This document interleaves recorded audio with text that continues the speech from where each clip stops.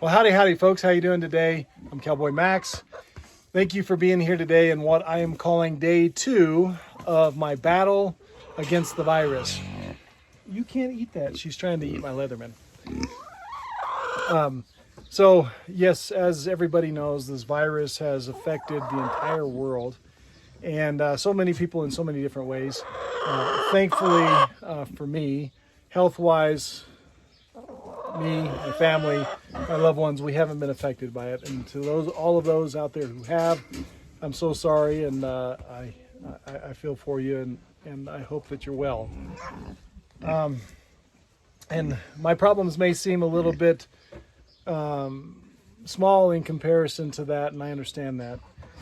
Things are relative, so I have to look out for what I can and what is affecting me, which is this virus, like so many other people out there, is out to destroy our small family businesses, and that's what it's doing to us, or trying to anyway. So there's a potential that our small business will be uprooted, and we will not be able to do what we do to make a living. So this is day 2 in the battle against the virus, which means I don't have any choice but to pivot and to try to figure out a different way, a different method of making a living for me, for my family.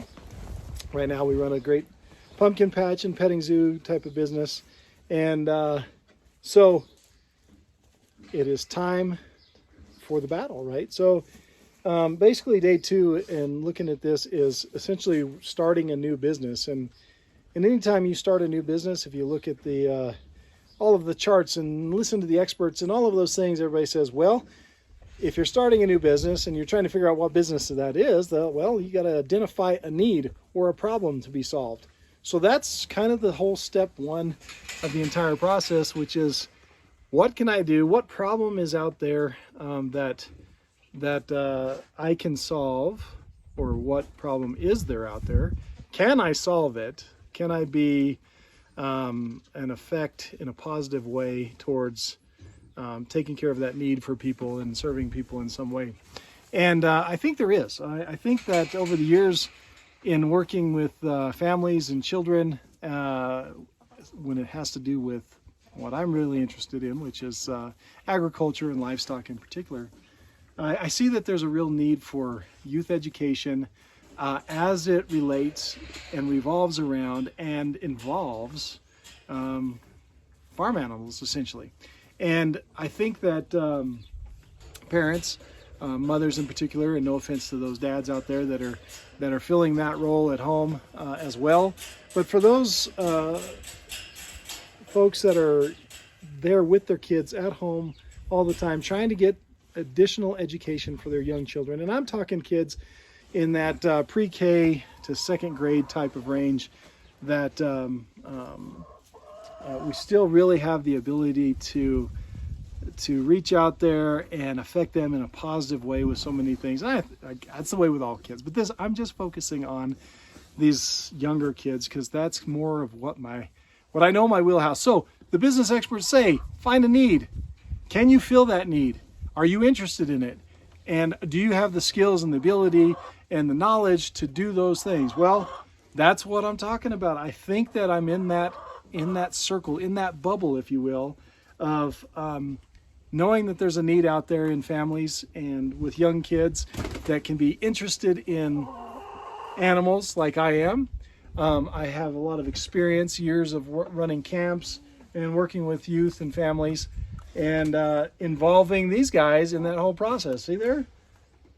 Look, here's some education. Did you know chickens like pearl snaps on shirts? So, see, I'm already ready for the education side of it. But in all seriousness, I think that there is a way that I can use my skills and my ability. I have animals, and lots of them, and I've worked with them all my life. So I have the assistance, if you will, the teaching assistance. I have the knowledge that goes behind it, and I have a passion and a love for educating kids about these animals but not just about these animals, but utilizing them in the whole education process, whether that be addition, or math, or science, or literature, or any of those things. These guys are great tools to keep children interested and give them a reason to pay attention to what we're trying to teach, and to be involved and be entertained at the same time. So that's where I am on day 2 of this battle, really, is the fact that I believe there's a need out there, and being very specific, I believe there's a need for moms of young children in that pre-K age up to the 7-8-year-olds that really want to get the fundamentals of education, get their kids involved in that, and do it in a way that they're interested and excited and entertained in the process. So hey, that's the beginning of, okay, yep, let's figure something out. So I appreciate you being here on this journey with me. I really am this is kind of developing from scratch, if you will. The whole development of a business process. It's not too far from where we've been, but it's a big step. And to do this, when I say establishing that need in an online environment, because of where we are in the world right now. So many things have gone online, and it's all virtual. I've been doing virtual classroom visit after virtual classroom visit, showing elementary age school kids tours and what it's like around the animals and what it takes and all of those things. So to get very specific, again, the need is mothers of young children wanting to give their kids the opportunity for an entertaining, valuable educational experience, and have that in a online virtual setting. So I think I'm starting to define what the framework needs, where it needs to start, if you will. So thank you all so much for being with me today, and watching my chickens peck at me and my pigs try to eat me and cuddle up with me and all of that. And please, if you will, give me suggestions. Give me your thoughts around that. Do you think that there is a need out there? Do you think that mothers want this for their children? And please, again, don't be offended. I'm just specifically talking about mothers, but fathers, you're in this too. So parents in general.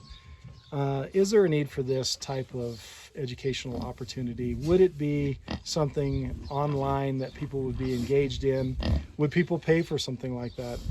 Those are all the questions that I'm trying to get answered. So please reach out to me, leave me some comments there, and like this video for me. That way we can start to get some more people involved in the process. And subscribe to my channel if you already haven't.